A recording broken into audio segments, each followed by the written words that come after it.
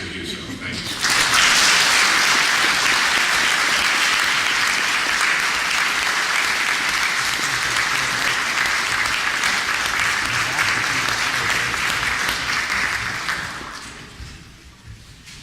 Well, good evening, ladies and gentlemen. It really is a great honor, a great privilege for me to be back in Minnesota. I'd like to begin by expressing my very sincere thanks to Senator Franken and the members of his staff for their support and for organizing this event. I'd also like to thank Senator Franken for his own personal commitment to this important issue. I'd also like to mention Congresswoman Betty McCollum and her staff, who have again provided outstanding support. Thank you very, very much, and thank the university also for allowing us to use this facility.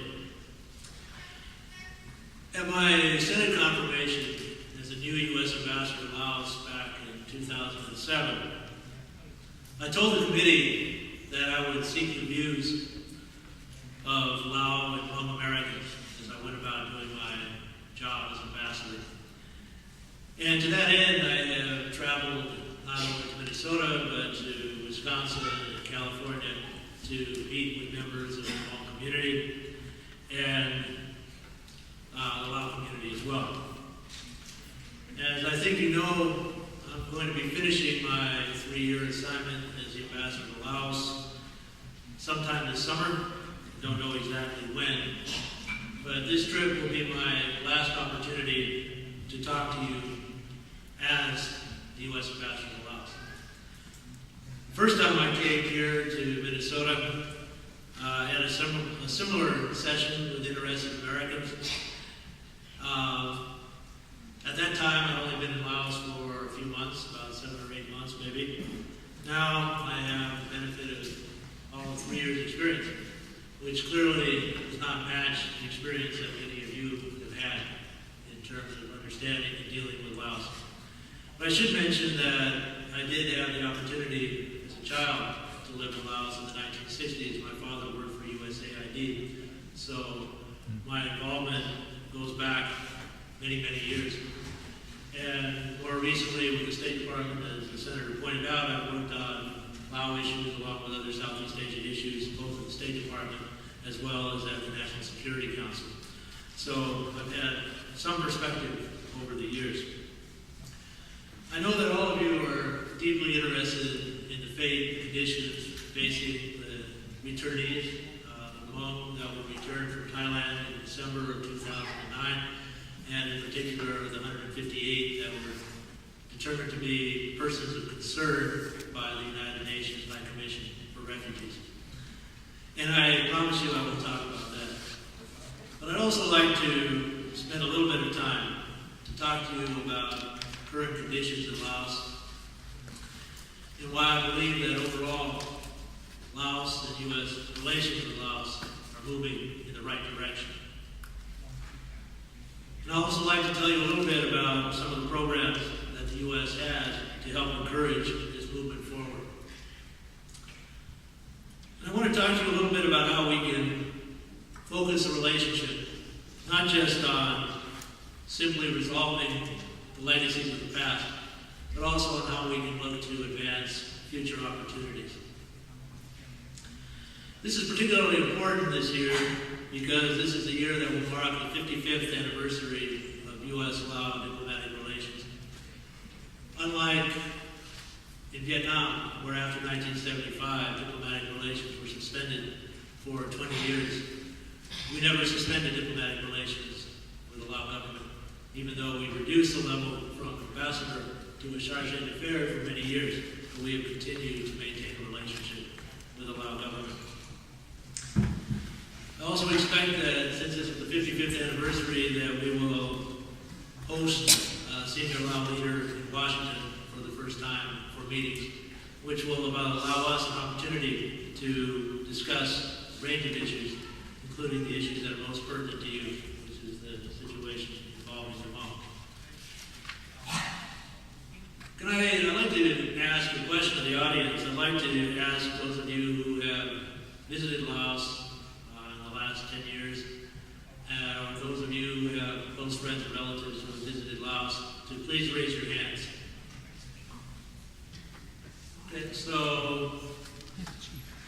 very good at numbers, but I'd say maybe 10% or so of the audience has been to Laos in the last 10 years.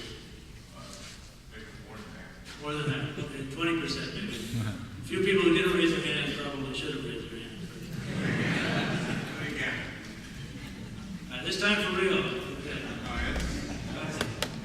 Looks like 30%. Well, I asked you to do that because I want to test some of my perspectives on those people who have been to Laos and to see whether you agree with me.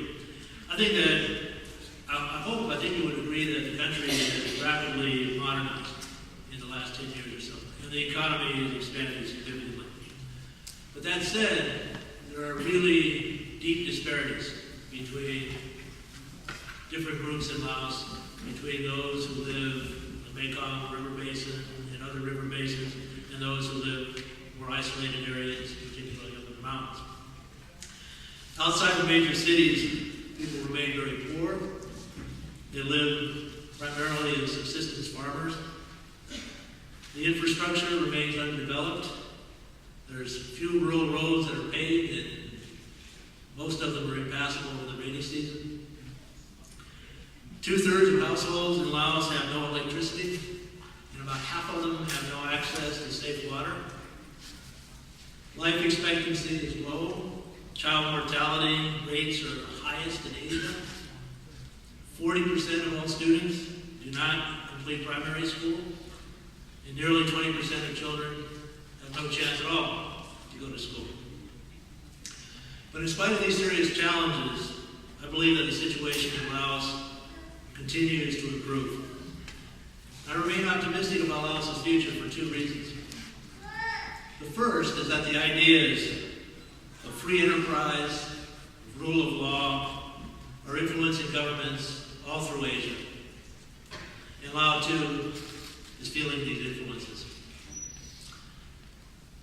An important step took place recently, well, not so recently, 13 years ago, when Laos decided to join ASEAN. And through its involvement with ASEAN, Lao officials have become increasingly exposed to international political and economic practices and standards. Laos is also increasing its international exposure and involvement more broadly in the United Nations, with Western Europe, with Japan, with Korea, and increasingly with the United States. At the same time, Thai television is bringing in news broadcasts. Internet is not interfered with. Admittedly, very, very few people in Laos have access to the internet, and those who do have access to the ideas that the internet makes possible. More access and more information about open societies. The second reason I'm optimistic about Laos's future is that I've seen how capable and how productive the new generation of Lao young people are. How eager they are to expand their knowledge of the world, to seek out new opportunities. And we should remember that more than half of the population of Laos now was born after 1975, so it has no direct experience with the immediate war, although some with the aftermath of that